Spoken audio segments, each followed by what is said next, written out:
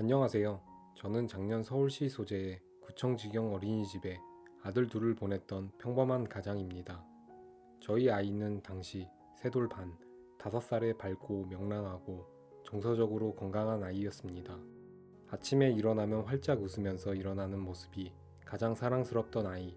하지만 지금은 아침에 일어나면 뭐가 그리 불안한지 엄마 도와줘, 아빠 이리 와요, 안아주세요를 외칩니다. 그리고 누워서 애착 인형의 귀를 한참 깨물고 나서야 일어납니다. 아이가 작년 3월 중순부터 담임 교사가 바뀌고 어린이집에 다니면서 몸을 여기저기 자꾸 만지고 긁는 증상을 보였는데 저는 알레르기인 줄 알고 소아과에 가서 약을 처방받아 먹이기도 했습니다. 지금 와서 생각하면 그런 실수를 한 저 자신이 정말 원망스럽습니다. 미처 아이가 어린이집에서 스트레스를 받아 몸을 만지고 긁을 거라 생각하지 못했습니다. 4월 초에는 며칠 동안 이른 새벽 놀라듯 잠에서 깨는 증상도 있었지만 이유를 물어보면 아빠가 보고 싶어서라고 대답하는 아이의 말이 저는 진짜인 줄 알았습니다. 결국에는 4월 19일 아이가 하원 후 갑자기 말을 심하게 더듬기 시작했습니다. 담임 교사와 통화했지만 교사는 아이가 어린이집에서 너무 잘 지냈다고만 하였습니다. 하지만 아이는 급기야 말을 더듬고 말이 제대로 나오지 않으면 본인 입을 손등으로 틀어막았습니다. 어린이집 교사들의 태도로 미루어 의심가는 정황들이 있기는 했지만 아이에게 물어도 대답을 회피했고 정확한 원인을 알 수 없었습니다. 당시 아내가 원장님과 면담도 하고 통화도 했지만 원장님은 적극적으로 원인을 찾으려고 하지 않아 저는 구청 직원 어린이집이니 구청에 신고했습니다. 당시 아이가 분리불안이 와서 아내는 CCTV를 볼 수도 없는 상황이었습니다. 하지만 구청은 CCTV 열람에 대해서도 말을 바꾸고 시간만 끌면서 이 일이 별일 아닌 것으로 결론 내리고 덮으려고 하였습니다.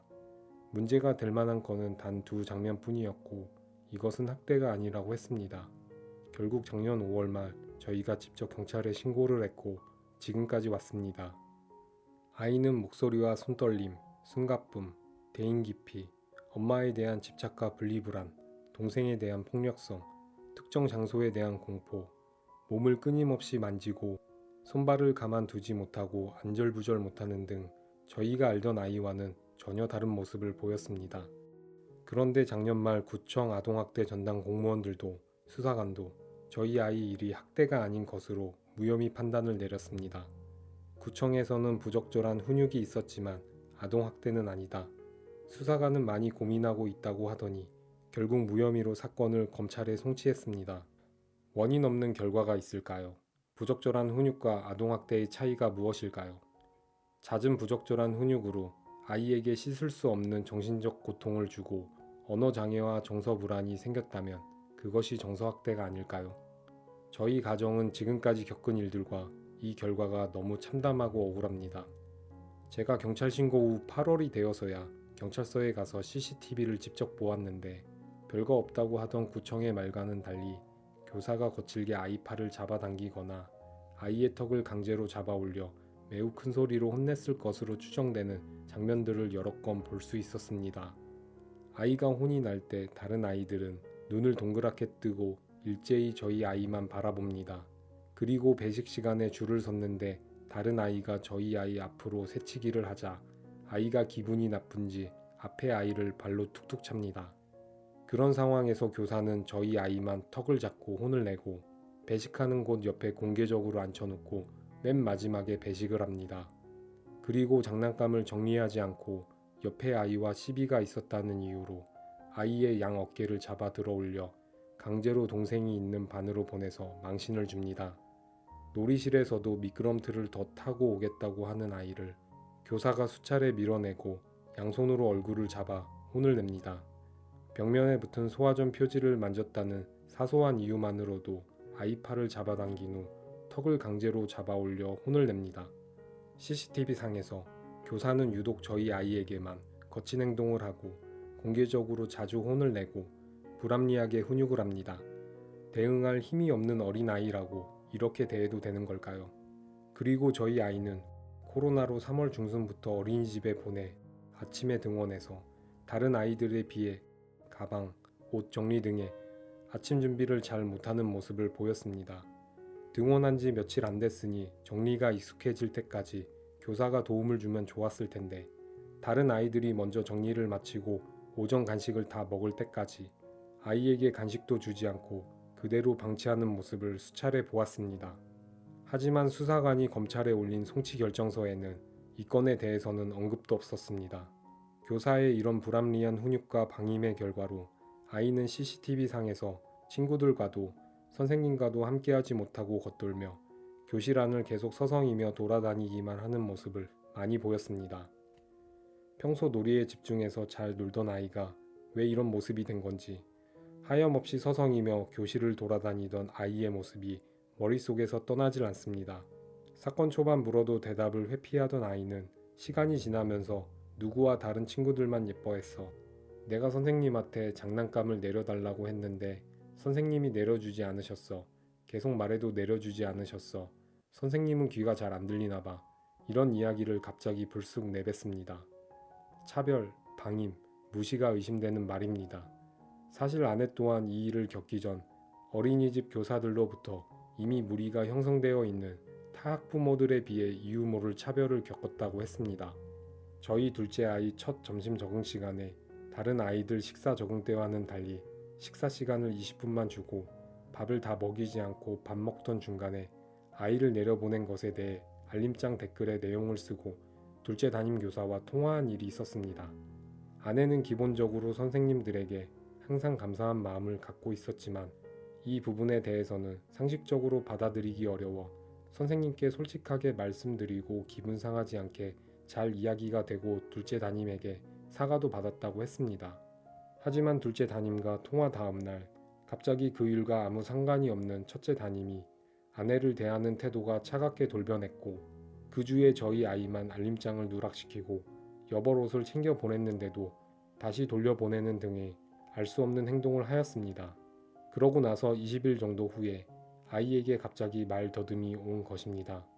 그리고 첫째 일이 불거지자 나중에 둘째 담임이 썼던 점심 식사 관련된 댓글이 달렸던 알림장은 통째로 삭제되어 있었습니다.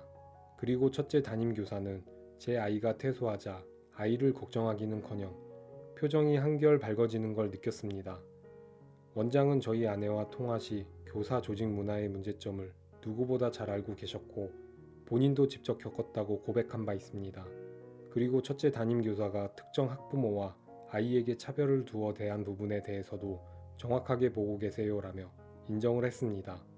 하지만 이 일을 끝까지 책임지지 않으시고 일을 그만두신 상태입니다.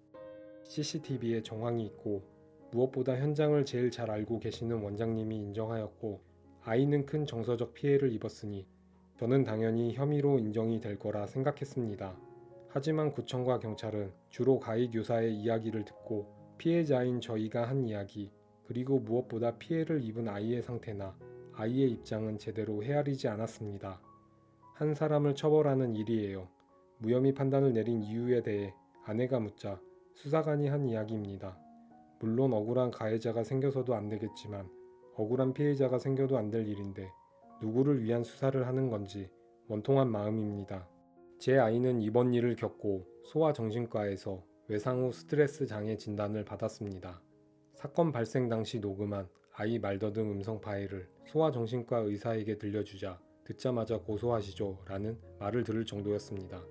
아이는 아직까지 언어치료와 심리치료를 받고 있지만 말더듬도 많이 남아있고 때때로 숨가쁨, 심장 두근거림을 호소합니다.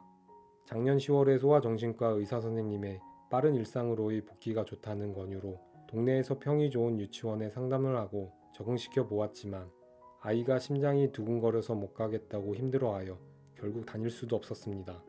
아이를 보호해야 할 의무가 있는 교사, 원장, 구청, 경찰서와 같은 기관들에서 아이에게 신경 쓰지 않는 모습을 보고 저는 대한민국이라는 나라에 큰 실망을 할 수밖에 없었습니다.